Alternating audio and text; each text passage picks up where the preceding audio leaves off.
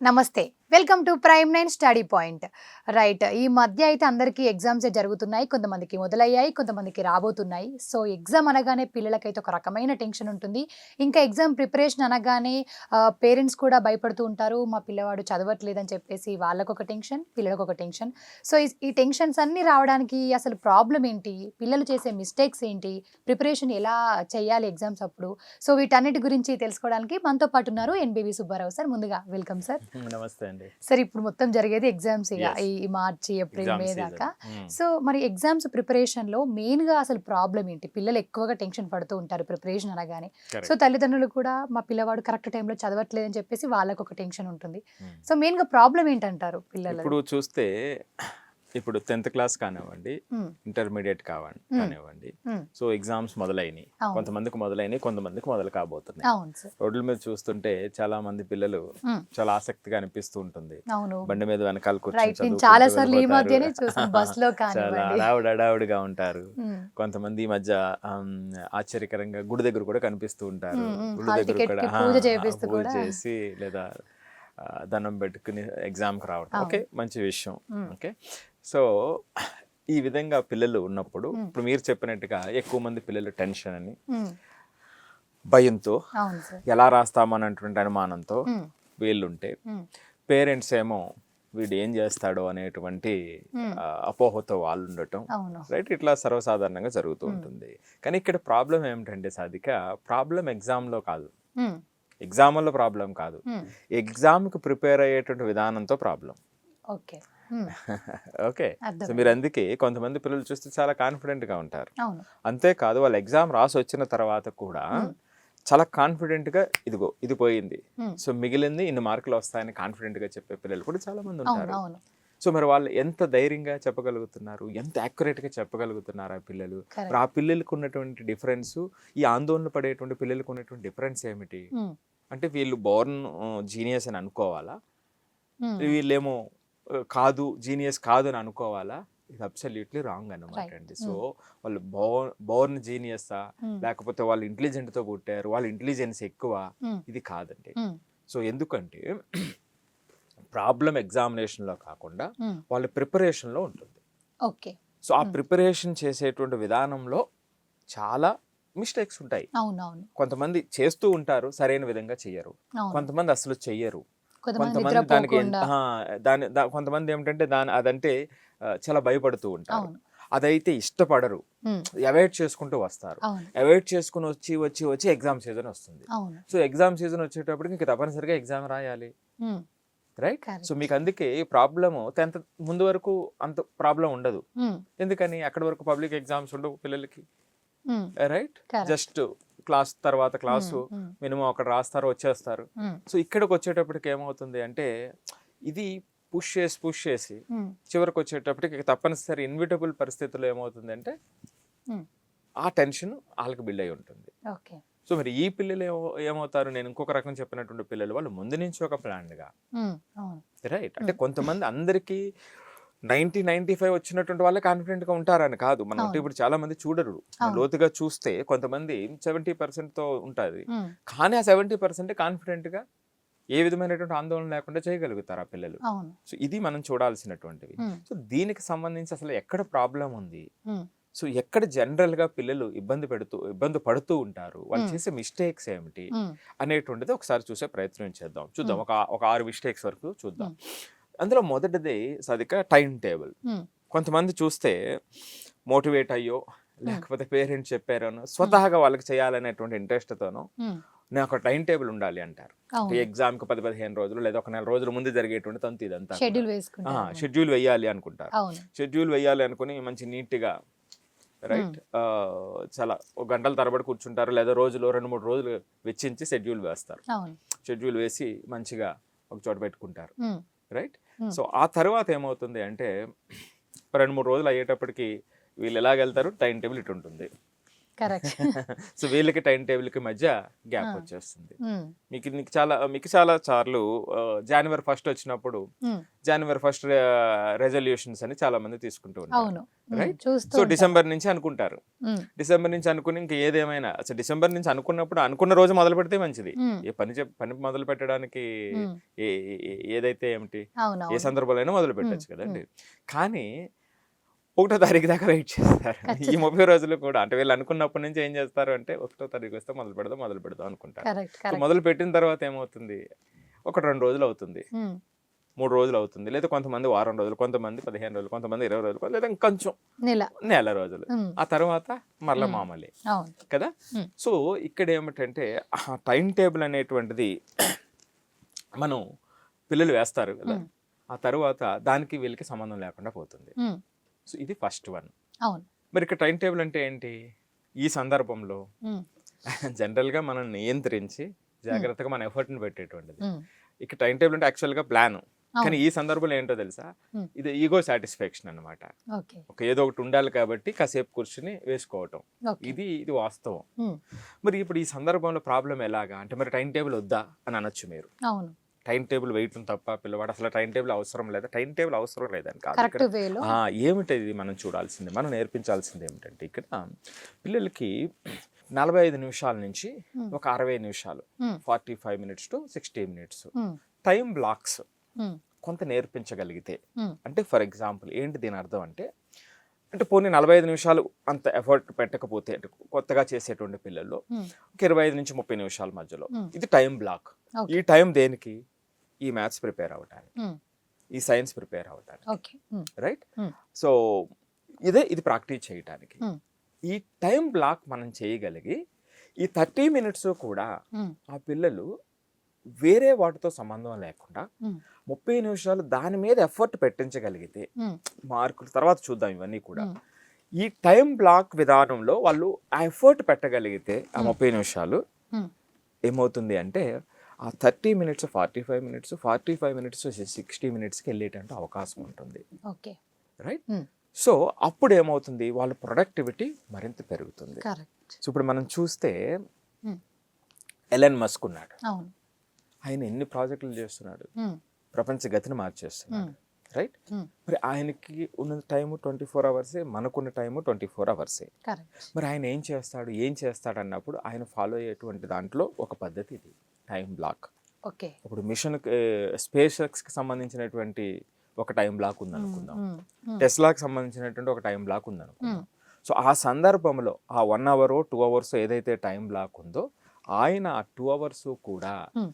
వేరే వ్యవహారం ఏది ఉండదు.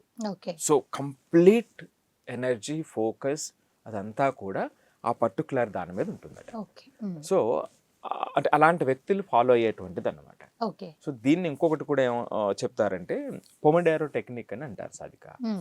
సో దాన్ని ఏమంటారంటే 25 మినిట్స్ అనమాట. ఓకే. ఒక యాపిల్ ఉంటుంది చూసారా, హ్మ్. అవును. సో అది ఆ టైం 25 మినిట్స్కి సెట్ చేస్తే హ్మ్. ఆ 25 మినిట్స్కి తిరుగుతూ ఉంటుంది అది. ఓకే. సో జనరల్గా 25 మినిట్స్ మనం ఫోకస్ పెంచుకోవడానికి ఉపయోగించేటువంటి పొమోడోరో టెక్నిక్ అనమాట. ఓకే. హ్మ్. అది పిల్లలకి అలవాటు చేస్తే హ్మ్. 25 మినిట్స్ 5 మినిట్స్ బ్రేక్ ఓకే. అన్నట్టుగా. ఓకే. సో అప్పుడు ఏమవుతుందంటే దాన్ని ఎక్స్టెండ్ చేసుకుంటూ వెళ్ళగలుగుతారు. హ్మ్. సో అంటే మీరు 5 నిమిషాలు కూడా ఫోకస్ చేయలేనటువంటి వాడిని గంటల తరబడి ఎగ్జామ్ ముందు చదవమంటే ఎట్లా పాసిబిలిటీ? అవును. కరెక్ట్. సో ఇది ప్రాబ్లం. సో మొదటి మిస్టేక్ ఏమిటి? Time table. టైం టేబుల్ మీద ఎఫర్ట్ పెట్టడం, హ్మ్. యాక్షన్లో ఎఫర్ట్ లేకపోవడం, ఓకే.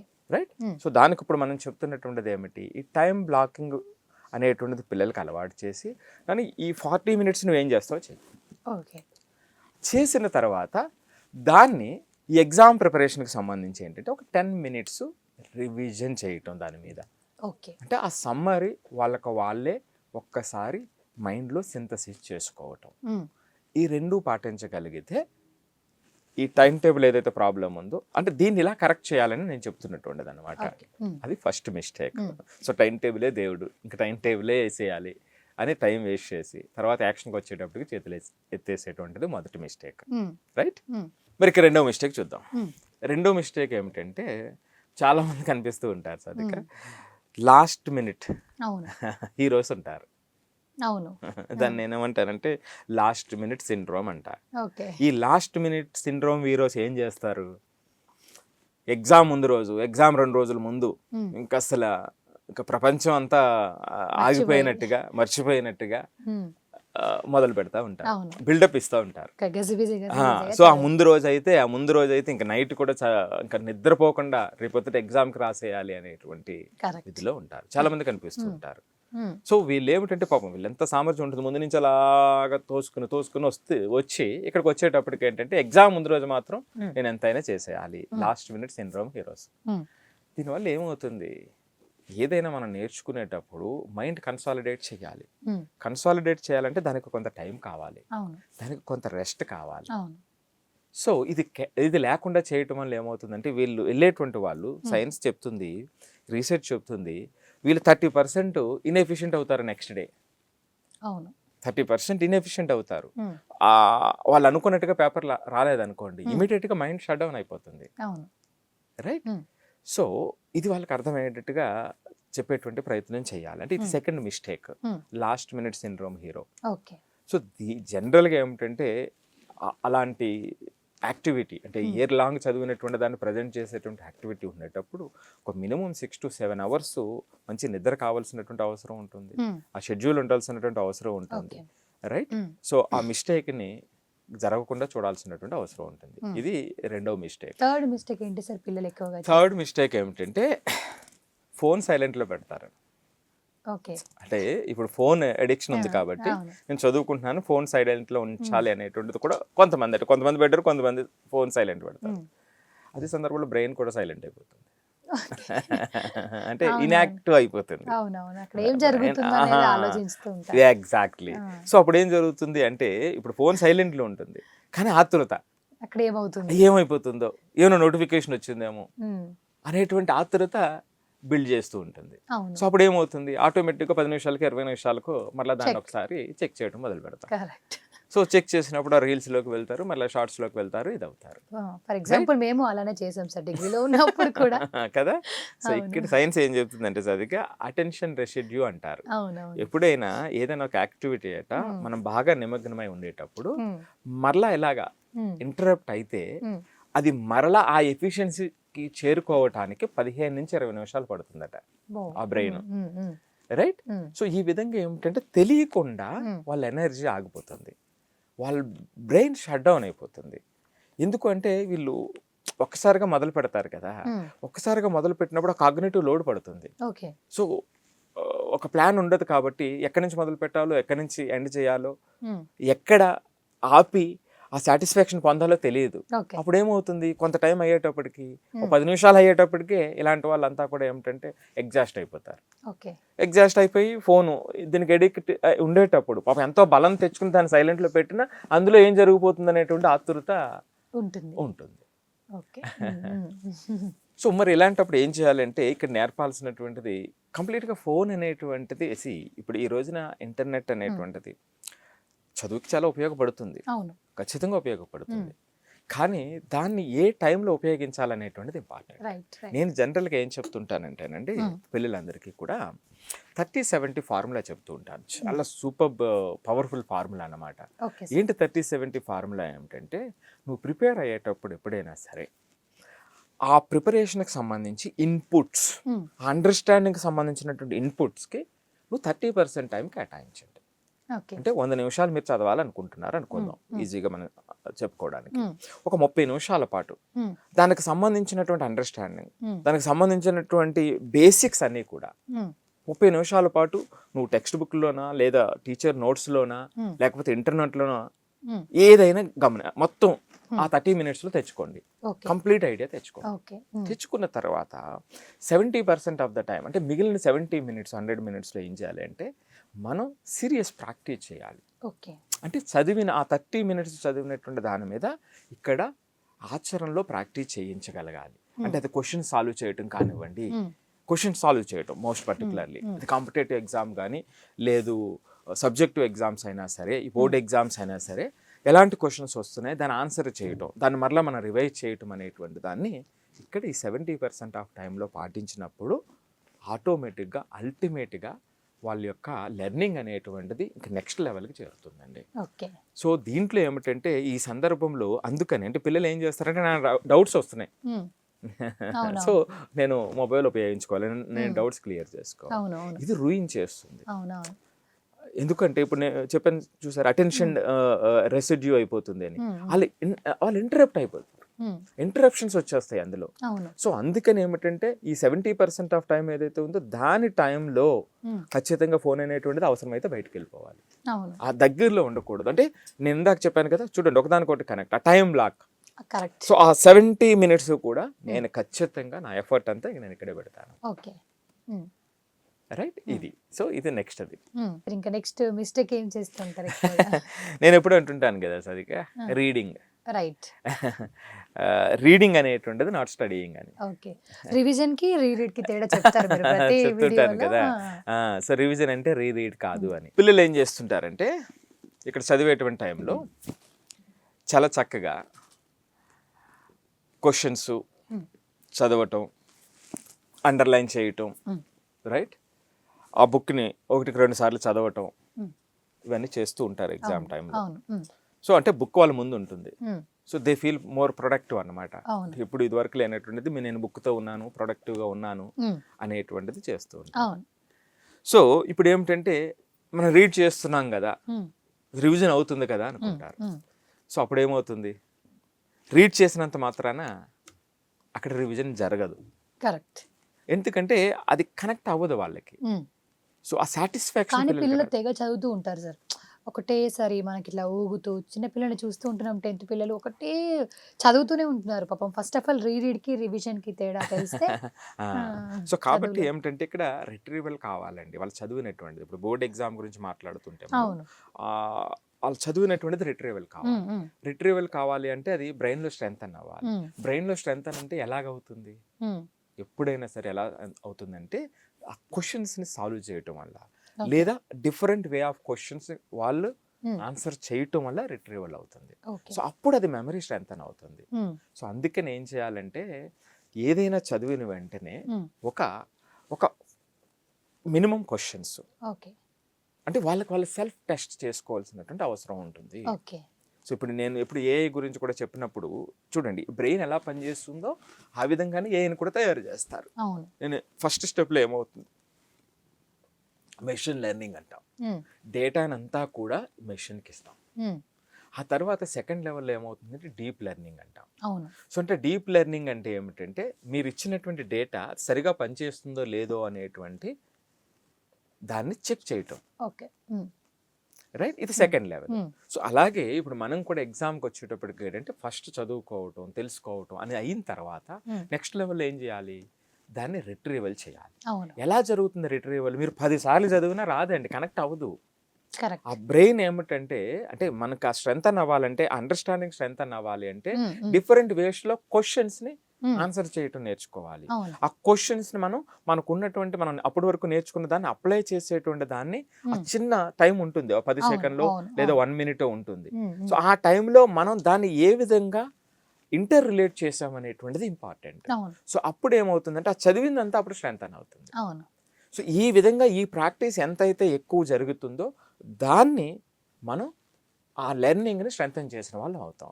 ఇప్పుడు ఇక్కడ దురదృష్టం ఏమిటంటే ఇప్పుడు ఉన్నటువంటి పరిస్థితుల్లో ఆ ప్రాక్టీస్ ఏదైతే ఉందో అది ఎంత మినిమం అయితే అంత మినిమం జరుగుతుంది.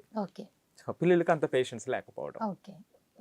రైట్, సో కాబట్టి రివిజన్ అంటే రివిజన్లో రీరీడ్ కాదు.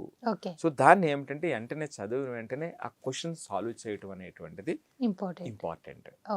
సో కొంతమంది సార్ బట్టి పడుతూ కూడా ఉంటారు పిల్లలు, అంటే వర్డ్ని గుర్తుపెట్టుకుంటారు, వర్డ్స్ని కానివ్వండి, మ్యాథ్స్లో ఫార్ములాస్ కానివ్వండి, వాళ్ళు కూడా చేసే మిస్టేక్ బట్టి పట్టడం కూడా చాలా పెద్ద మిస్టేక్. బట్టి పెట్టడం సరిగ్గా నేచర్ ఆఫ్ ఎగ్జామ్ ఉంది. ఇప్పుడు కొన్ని బోర్డ్ ఎగ్జామ్స్ ఉంటాయి, వాళ్ళు డైరెక్ట్గా అడిగిందే వచ్చేస్తుంది. అందుకే కొంతమందికి మార్కులు ఎక్కువ వస్తాయి. కాంపిటేటివ్ ఎగ్జామ్స్కి చూస్తే గ్రూప్స్లో అది మీ ఫ్రెండ్స్లో అది చూస్తే బోర్డులో బాగా మంచి మార్కులు వచ్చి ఉండొచ్చు, సో గ్రూప్స్ లో కాంపిటేటివ్ ఎగ్జామ్ లో అంత ఎక్కువ సక్సెస్ అయి ఉండకపోవచ్చు. అవునవును. అలాంటి వాళ్ళు కనిపిస్తూ అవును. ఉంటారు. ఖచ్చితంగా. వాళ్ళు ఆ టైప్ అన్నమాట అండి. ఓకే. సో వాళ్ళు ఏమిటంటే బై హార్ట్ చేసి ఉన్నది ఉన్నట్టుగా రాయగలుగుతారు. ఓకే. అలా నెక్స్ట్ లెవెల్లో దాన్ని అప్లై చేసేటువంటి ప్రాక్టీస్ వాళ్ళకి ఉండదు. కరెక్ట్. సో అప్పుడు ఏమవుతుందంటే ఆ బోర్డు వరకు కూడా సేమ్ క్వశ్చన్స్ వచ్చినప్పుడు చాలా బ్యూటిఫుల్ గా రాస్తారు, చాలా మంచి మార్క్స్ వస్తాయి వాళ్ళకి.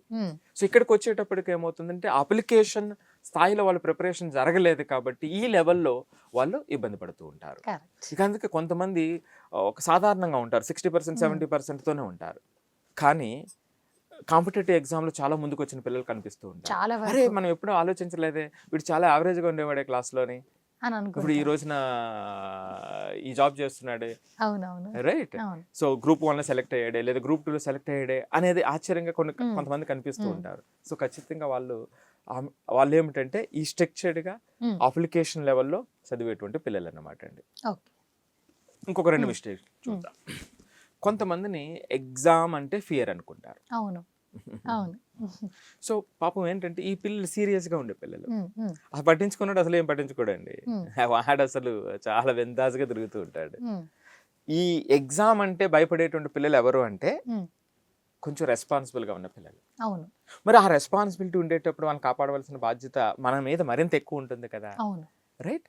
వీళ్ళు ఏమిటంటే ఆ బాధని పేరెంట్స్తో కానీ టీచర్స్తో కానీ షేర్ చేసుకోరు. ఓకే. ఆ లోపలే ఇబ్బంది పడుతూ ఉంటారు. ఓకే. లోపల సో మరి భయపడుతూ. ఎలాగా, రేపు ఎగ్జామ్ ఎలా రాస్తాను, ఏం వస్తుందో, నేను చదివింది వస్తుందో రాదో, రైట్? ఇలాగా ఉంటూ ఉంటారు అనమాట ఓకే. అండి. సో ఈ ఎగ్జామ్ అంటే ఫియర్గా ఉండటం అనేటువంటి దాన్ని మనం ఐడెంటిఫై చేసినప్పుడు దాన్ని మనం వెంటనే తీయాల్సినటువంటి అవసరం ఉంటుంది. ఓకే. సో మరి దీన్ని ఎలాగా అంటే ఏదైతే భయం ఉందో, ఏదైతే ఇబ్బంది పడుతున్నాడో దాన్ని డిస్కస్ చేసేటువంటి పరిస్థితిని తీసుకురావాలి. సో ఎప్పుడైతే డిస్కస్ చేసేటువంటి పరిస్థితి వచ్చిందో అతనికి కొంచెం తేలిక పడతాడు. ఓకే. సో అప్పుడు యాక్షన్ వస్తుంది. ఓహో ఇది ఇబ్బంది ఉంది కాబట్టి ఓకే, మనం మాట్లాడినప్పుడు ఏమవుతుంది, నెక్స్ట్ అక్కడ వెళ్ళి దాన్ని చేయడానికి అవకాశం ఉంటుంది. ఓకే. సో ఇది ఎగ్జామ్ అంటే ఫియర్ అనేటువంటి పిల్లలు ఎవరైతే ఉందో అది ఒక మిస్టేక్ ఉంటుంది, రైట్? ఇక లాస్ట్ ఇంకొక పాయింట్ చెప్తాం. దీంట్లో ఏంటంటే ఎగ్జామ్ అంటే లైఫ్. అవును. మోస్ట్ పర్టికులర్లీ ఏంటంటే 12th వచ్చేటప్పటికి బాగా ఎక్కువ అవుతుంది అది. అవును. సో ఇప్పుడు ఈ ఎగ్జామ్లో ఈ మార్కులు రాకపోతే లేదా ఈ ర్యాంక్ రాకపోతే ఇంక నేను ఇంకా క్యాపబుల్ కాదు, అవును, నేను ఇంకా లిమిటెడ్ ఆపర్చునిటీసే, వాళ్ళతో పోల్చినప్పుడు నేను వేస్ట్ అనేటువంటిది వచ్చేస్తుంది, అవును, రైట్? సో ఇక్కడ చాలా బలంగా చెప్పాల్సినటువంటిది ఏమిటంటే ఎగ్జామ్ అంటే లైఫ్ కాదు. అవును. చాలా స్పష్టంగా చెప్పాల్సినటువంటిది ఎగ్జామ్ అంటే లైఫ్ కాదు. ఎగ్జామ్ మార్క్స్ అనేటువంటివి నువ్వు కాదు. ఎగ్జామ్ మార్క్స్ అనేటువంటివి నువ్వు నిన్నటి వరకు ప్రిపేర్ అయినటువంటి దానికి ఫలితం తప్ప నీ ఐడెంటిటీ అది కాదు. ఓకే. సో ఇక్కడ ఐడెంటిటీ అది కాదు అంటే దాని అర్థం ఏమిటి, నువ్వు అంతకుముందు ఎంత బాగా ప్రిపేర్ అయ్యావు, ఆ ప్రిపరేషన్లో ఏమైనా లోపాలు ఉన్నాయా, ఓకే, దీన్ని కరెక్ట్ చేసుకునేటువంటి అవకాశం ఎంత ఉంది అనేటువంటి ఆలోచన మొదలవుతుంది. సో ఎప్పుడైతే మనం జనరల్గా పేరెంట్స్ కాలేజెస్లో ఏం చేస్తారంటే సాధిక ఇన్ని మార్క్స్, రైట్, సుబ్బారావు ఇన్ని మార్క్స్ అనే ఒక ట్యాగ్ పడిపోతుంది. అంటే వాళ్ళ ఐడెంటిటీ కింద చూపిస్తారు. ఒక సినిమా కూడా ఉంటుంది, ఒక మంచి సినిమా తీశారు. వాడు ఏం చేస్తాడంటే ఆ టీచర్ ఏం చేస్తారంటే ఆ పిల్లవాడిని ఆ మార్కులతో పిలుస్తాడు. అంటే ఆ మార్కులు వాళ్ళ ఐడెంటిటీ చేసేసినటువంటి దానికి ఒక ఎగ్జాంపుల్ అనమాట అండి అది. సో మార్క్స్ మన ఐడెంటిటీ కాదు, మన ప్రిపరేషన్ కి సంబంధించినటువంటి ఫలితం అది. సో ఇవండి అంటే ఎగ్జామ్ టైంలో మనం పిల్లల విషయంలో అంటే మనం చాలా మంది పిల్లలు వస్తూ ఉంటారు కదా, ఒక్కొక్కరికి ఒక్కొక్క సమస్యతో ఉంటారు, ఒక్కొక్కరికి ఒక్కొక్క తెలియనటువంటి భయం ఉంటుంది పాపం. ఈ భయం కూడా ఎక్కువ రెస్పాన్సిబుల్ గా ఉన్నటువంటి పిల్లల్లో ఉంటుంది. సో కొంతమంది వాయిదాలు వేసుకుని చివరికి వచ్చినటువంటి భయపడే వాళ్ళు కొంతమంది ఉంటారు. సో ఈ విధంగా మనం అబ్జర్వ్ చేస్తే ఏ మిస్టేక్ ఎక్కడుంది, సో దానికి ఏం చేయాలి, ఆ విధంగా మనం సరిగ్గా వాళ్ళకి గైడ్ చేస్తే సో ఎగ్జామ్ని ఆస్వాదించే టైంకి ఆస్వాదించేటువంటి విధంగా వాళ్ళు తయారవుతారండి.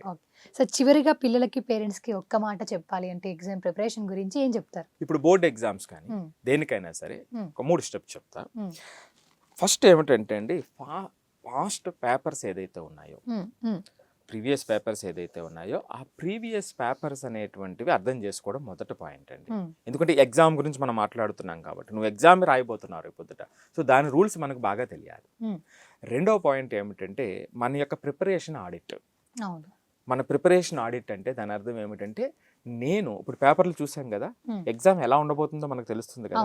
తెలిసిన తర్వాత మన ప్రిపరేషన్ ఆడిట్ అంటే మన ప్రిపరేషన్ దేనికి ఎంతవరకు మ్యాచ్ అవుతుంది. సో లోపం, మన స్ట్రెంగ్త్ తెలిసినప్పుడు మనకి యాక్షన్ వస్తుంది. తర్వాత మూడవది, అంతకు ముందు ఎగ్జామ్లు రాస్తూ ఉంటారు, దాన్ని రాసేసి వదిలేస్తారు చాలా మంది పిల్లలు. మరి ఉపయోగం ఏముంది, రాసి వదిలేస్తే ఉపయోగం ఏముంది. దాంట్లోనే అక్కడి నుంచి మిస్టేక్స్ తెలుసుకోవటం అనేటువంటిది ఎర్రర్ నోట్బుక్.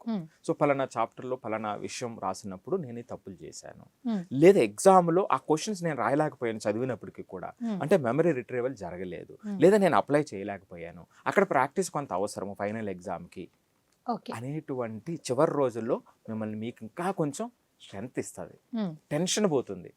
మీకు ఎప్పుడైతే క్లారిటీ వచ్చిందో మీకు టెన్షన్ తగ్గిపోతుంది. సో మీకు ఎప్పుడైతే ఆ క్లారిటీ తగ్గిందో మీకు ప్రతిదీ టెన్షన్, ఇక ప్రతి నిమిషం మీరు ఏం చేస్తున్నారో తెలియదు కదా. సో ఇప్పుడు నేను చెప్పిన ఈ 3 స్టెప్స్ కూడా ఏమవుతుంది, ప్రతి పిల్లవాడికి క్లారిటీని ఇస్తుంది. క్లారిటీ ఇచ్చినప్పుడు ఆటోమేటిక్గా మనం ఏదైతే ఇబ్బంది అనుకుంటున్నామో అది తగ్గిపోతూ ఉంటుంది. సో ఆ కాన్ఫిడెన్స్ వాళ్ళకి దగ్గరికి వస్తుంది. ఫైనల్గా ఏమిటంటే వాళ్ళకి స్లీప్, హైడ్రేషన్, మంచి స్లీప్, రైట్, బాడీ హైడ్రేటెడ్గా ఉంచుకోవటం అనేటువంటిది చాలా ఇంపార్టెంట్ అండి. సో ఈ 4 పాయింట్స్ సింపుల్గా అందరూ భాగం చేసుకున్నట్లయితే మీరు ఏదైతే సమస్యలు చెప్పారో అవి వీళ్ళ దగ్గరికి రావు. సూపర్, చాలా చాలా బాగా చెప్పారు. Thank you so much. అంటే ఫైనల్గా ఏంటంటే ఎగ్జామ్ అంటే టెన్షన్ కాదు, ప్రిపరేషన్లో ఉన్న కన్ఫ్యూజనే టెన్షన్ బిల్డ్ చేస్తుంది. సో అది తీసేస్తే ఎగ్జామ్లో కాన్ఫిడెన్స్ న్యాచురల్గా వస్తుంది. సో దానికోసం ఇప్పుడు వరకు మనం మాట్లాడినటువంటివి steps. Okay sir, thank you sir, thank you so much, చాలా బాగా చెప్పారు. సో చూసారు కదా, మీకేమైనా డౌట్స్ ఉంటే ఈ నెంబర్ని సంప్రదించండి. ఇది ఇవాల్టి ఎపిసోడ్, మరి ఎపిసోడ్తో మళ్ళీ కలుద్దాం. నమస్తే. ఎన్బివి సుబ్బారావు గారు ఆధునిక ఎడ్యుకేషనల్ డిజైనర్. ఈ 21వ శతాబ్దంలో విద్యార్థులు, ఉపాధ్యాయులు, తల్లిదండ్రులపై లోతైన పరిశోధన చేశారు. 3 బుక్స్ కూడా రాశారు. విద్యార్థులకు మార్క్స్ మరియు ర్యాంక్స్ తో పాటు ఇప్పుడు self learning growth mind set అత్యవసరమని ఆయన డిజైన్ చేసిన ఇన్నోమెంటర్షిప్, ఎక్సైల్ మైండ్, ఆర్పిటి ఫ్రేమ్వర్క్ లాంటి సెషన్స్, ప్రాక్టికల్ మరియు వర్చువల్ టెక్నిక్స్ అందిస్తూ దేశవ్యాప్తంగా విద్యార్థులను సెల్ఫ్ రిలయంట్ గా తయారు చేస్తున్నారు. ఆయన క్లాస్ రూమ్ బలపడితే భారతదేశం మరింత బలపడుతుందని నమ్ముతారు.